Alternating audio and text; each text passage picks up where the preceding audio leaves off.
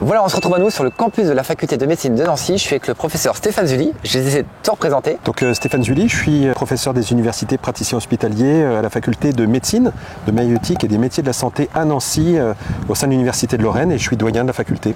Et l'objectif de cette vidéo, c'est de répondre à une question qu'on me pose régulièrement, c'est au final comment devenir médecin. Alors déjà, s'il y a des collégiens, des lycéens ou des parents peut-être qui regardent cette vidéo, Stéphane, est-ce que tu pourrais nous donner un petit peu des éléments au niveau du lycée? Est-ce qu'il y a une matière spécifique à privilégier? Quel est le profil un petit peu à avoir pour se lancer dans des études de médecine? Alors c'est vrai que les études de médecine sont des études d'un certain côté assez scientifiques.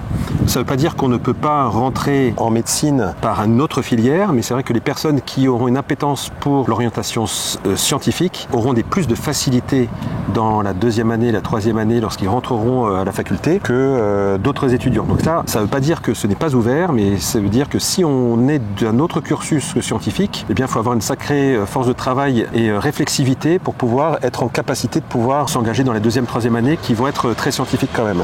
Ça c'est le premier point. Le deuxième point, c'est au sein d'une filière scientifique. On a des matières qui sont bien connues, maths, physique, SVT, etc. Ces trois matières-là permettent de pouvoir identifier des étudiants qui réussissent d'autant plus dans les études de médecine et donc maths physique ou physique SVT sont de toute façon des bonnes spécialités. Ça ne veut pas dire qu'en choisissant d'autres choses, on soit en difficulté. Ça veut simplement dire qu'à l'heure actuelle, de par la sélection qui est faite, c'est des étudiants qui seront plus en facilité. Ok, d'accord. Et est-ce qu'il y a des qualités un petit peu, alors c'est difficile de dire qu'est-ce qu'un bon médecin, mais au final, est-ce qu'il y a des qualités un petit peu à avoir en fait pour devenir médecin?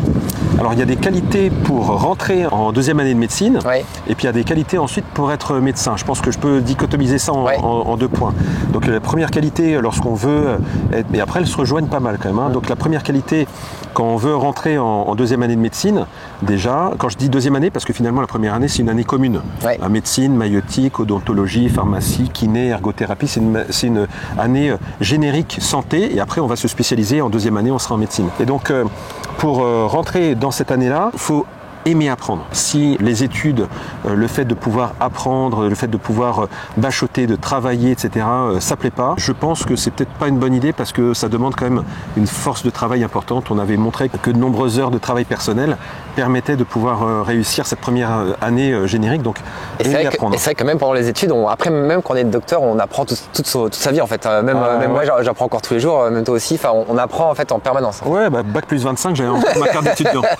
Donc ma carte d'étudiant, je peux vous la montrer, mais globalement, c'est l'apprentissage tout au long de la vie. Mais donc, aimer apprendre, aimer quand même s'engager et prendre du temps pour ces études-là, je pense que c'est un point qui est extrêmement important. Avoir une force de travail qui est importante, ça va énormément aider.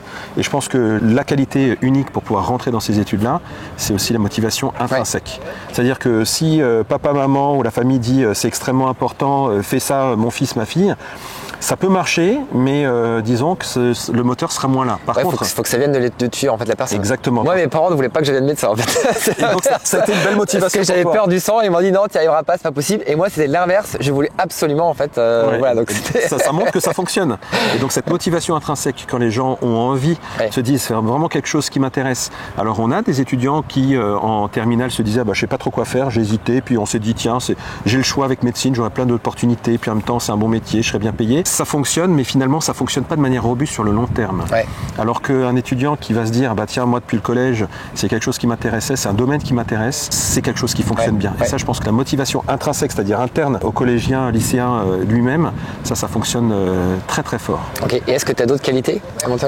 Après, donc oui, la qualité, ça va être l'endurance, parce qu'on a l'impression d'avoir enterré la première année derrière nous et puis on se dit ouais c'est terminé. Alors, finalement, c'est un travail de longue haleine parce qu'il y a 6 ans d'études et ensuite quand on est interne on a encore des années, donc l'endurance fait partie. On a une autre qualité qui s'acquiert au cours du temps, c'est la réflexivité, la capacité de pouvoir se remettre en question et d'apprendre de ses erreurs et de se réajuster perpétuellement. Et ça, en tant que médecin, c'est hyper important de ne pas se dire tiens, les acquis je les ai, j'ai fini mes études, c'est terminé. Il faut se remettre en cause et se réadapter. Le troisième, c'est la résilience, c'est-à-dire le fait de pouvoir se dire c'est difficile, j'y arrive pas, mais c'est pas grave, je vais persévérer dans un univers contraint.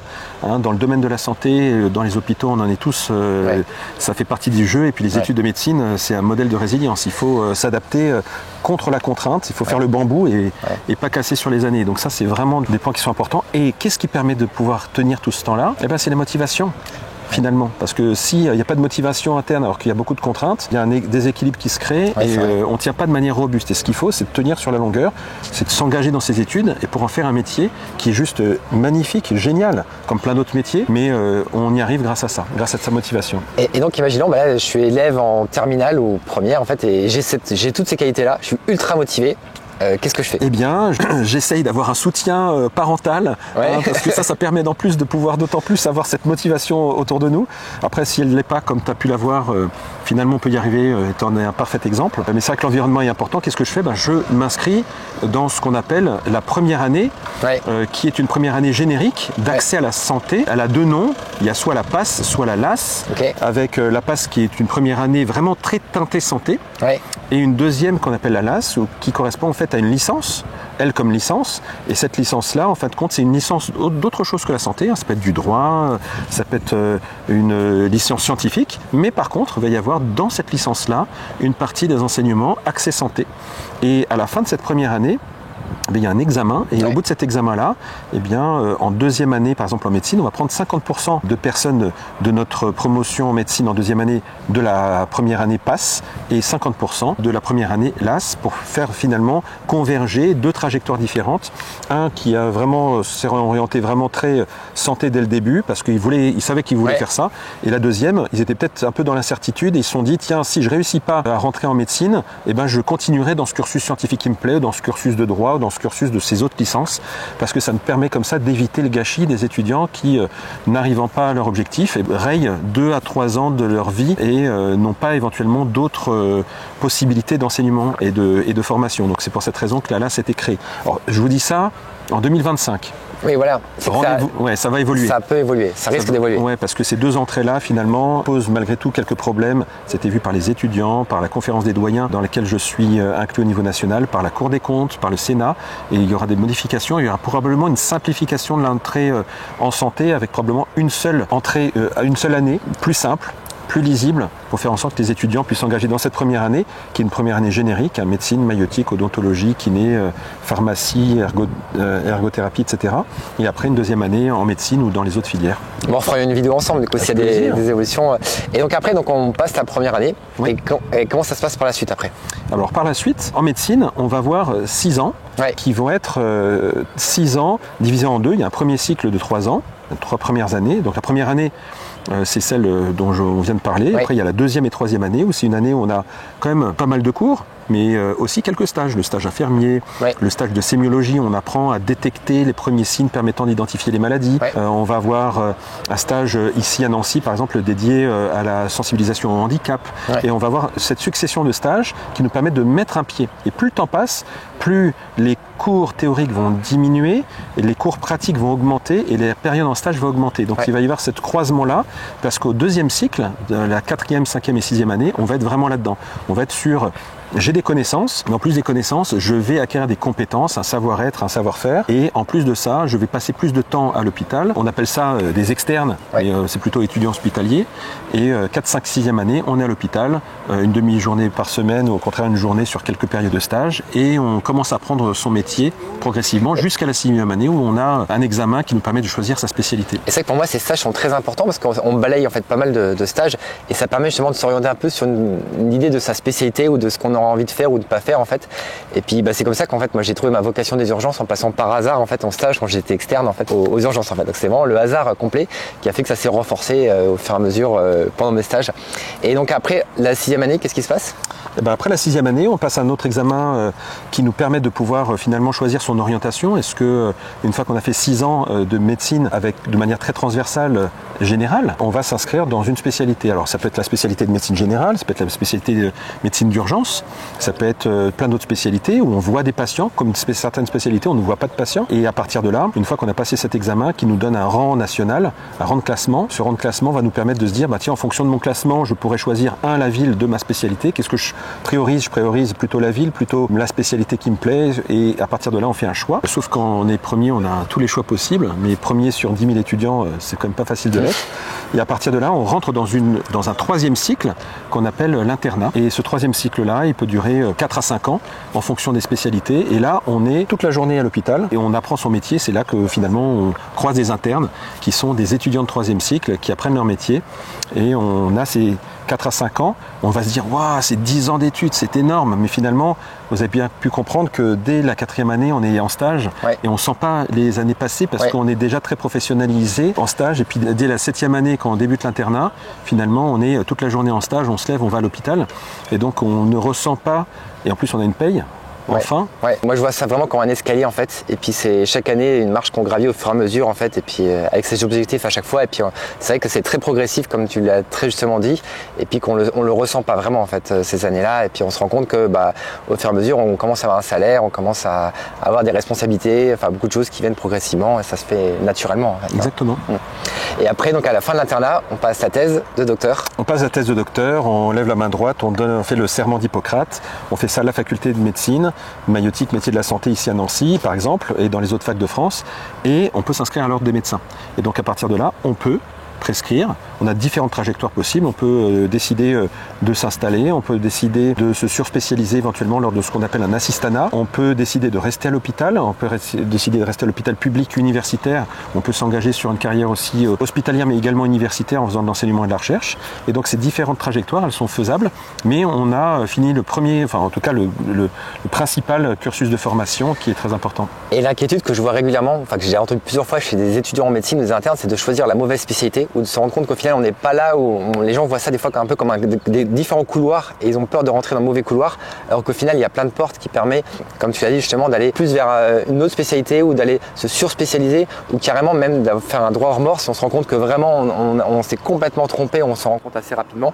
Donc en fait il ne faut pas avoir cette angoisse là parce qu'il y a toujours des possibilités d'évoluer, on évolue en permanence et on s'adapte, et même dans sa propre carrière de spécialiste on peut aussi se réorienter aussi durant sa carrière. Ça je suis tout à fait d'accord avec toi. Je me souviens des rêves que je faisais en 6e année avant de choisir, parce que je me disais mon Dieu c'est un choix cornélien, je fais ce choix là mais je fais le deuil de tout le reste de la médecine, c'est juste pas possible. Mais finalement on se rend compte qu'on retombe toujours sur ses pattes. Lorsqu'on choisit une spécialité, on se rend pas compte que lorsqu'on va ouvrir la porte ça va être un nouveau monde qui est juste énormissime. Donc déjà dans sa même spécialité on peut ouvrir un monde. Ensuite, au fur et à mesure de sa spécialité, on peut se dire qu'on peut avoir différents chapitres qui s'ouvrent. Moi, par exemple, j'ai le chapitre de doyen qui s'ouvre, développement professionnel, toi, le chapitre aussi d'investir dans les réseaux sociaux et de youtubeur. C'est une compétence complémentaire que tu as pu acquérir. Et puis, il y a 1000 autres chapitres. On peut se dire, tiens, je veux être médecin chef, je sais pas moi, pour s'occuper des médecins aéronautiques et puis faire des vols 0G pour s'occuper de ces médecins-là. Je peux être médecin à l'agence régionale de la santé ou même au ministère. Je peux être médecin et je peux faire aussi des expertises en droit auprès des experts, etc. et puis des juges. Et donc on a plusieurs chapitres qui peuvent s'ouvrir. Et puis en même temps, on se dit, si on s'est trompé au début, on a la possibilité de changer d'avis. C'est-à-dire qu'on a ce qu'on appelle, ce que tu disais, le droit au remords. On a la capacité de se dire, tiens, je pensais que c'était ça au début de mon cursus d'interne, mais finalement c'est pas ça et je peux faire un changement. Troisième possibilité maintenant qui est offerte, c'est je fais une spécialité, mais je me rends compte que c'est pas forcément ce que j'attends et j'ai envie d'évoluer. Et on a la possibilité de faire une deuxième spécialité. Alors ça rajoute des études, mais c'est totalement possible. Et ce qui finalement permet de pouvoir se dire je ne suis pas bloqué, et cette liberté d'esprit est importante. Ouais, tout à fait d'accord. Et des droits hors mort, il y en a beaucoup ? Pas beaucoup. Non, il y en a quelques-uns, mais ça se compte en quelques droits hors mort. Ici, sur des promotions de 370 étudiants par année, on en a quelques-uns. Ça se compte pas. Ça se compte pas en 50-60. On est loin de là. Ça veut dire que les étudiants, malgré tout, ont plutôt bien choisi. Mais après, en effet, il y a cette liberté de possibilité de pouvoir changer. Et donc, juste une précision aussi, parce qu'on parle de première année. Évidemment, c'est le ticket d'entrée, mais il faut bien se rendre compte de tout le monde qu'il y a derrière, de toutes les trajectoires et les opportunités qu'offre ce métier, parce que se focaliser simplement sur la première année, c'est d'être aveugle vis-à-vis de tout le reste. Et donc s'engager sur tout ce qui est intéressant, c'est ça qui est intéressant, c'est un métier hyper humain où donner du sens toute sa vie, on en aura, et de toutes les opportunités que ce métier peut offrir, et puis aussi de cette position sociale qui est importante, on est utile, fait que de temps en temps, lorsqu'on est vraiment dans le bad, à se dire première année c'est difficile, de relever la tête, de se dire qu'est-ce que ce métier peut m'offrir, ça permet d'avoir un petit peu de distance et aussi de se dire je ne ne fais pas ça pour rien aussi sur Ouais, Terre. tout à fait, exactement, exactement. Et juste pour terminer la vidéo, j'ai un petit truc parce que tout à l'heure il y a ton pin qui brille énormément. Est-ce que tu peux me dire un petit peu l'historique de ce pin là? Alors c'est un scarabée, c'est ça? Exactement, c'est un scarabée et en fait il représente une des 17 associations de la faculté de médecine maïeutique métier de la santé qui est l'association principale, l'association des Carabins de Nancy, qui est une association comme toutes les autres associations hyper actives qui ont organisé un gala qui d'ailleurs à Nancy est le plus grand gala médecine de France. Dont j'étais VPcom il y a quelques années. Exactement, on était 1700 à Nancy lors de ce gala et je me fais un plaisir et un honneur de porter en fait les insignes des associations de ma faculté pour représenter mes étudiants ici avec la DCN et puis régulièrement je change d'association pour qu'il y ait une certaine équité entre associations. C'est une belle mise en valeur et soutien des étudiants de médecine, donc bravo pour ça. Merci beaucoup Stéphane. Voilà, si vous avez des questions, n'hésitez pas à les poser en commentaire. Comme d'habitude, pensez à mettre le petit pouce pour me soutenir et moi je dis à la prochaine. Salut! Salut!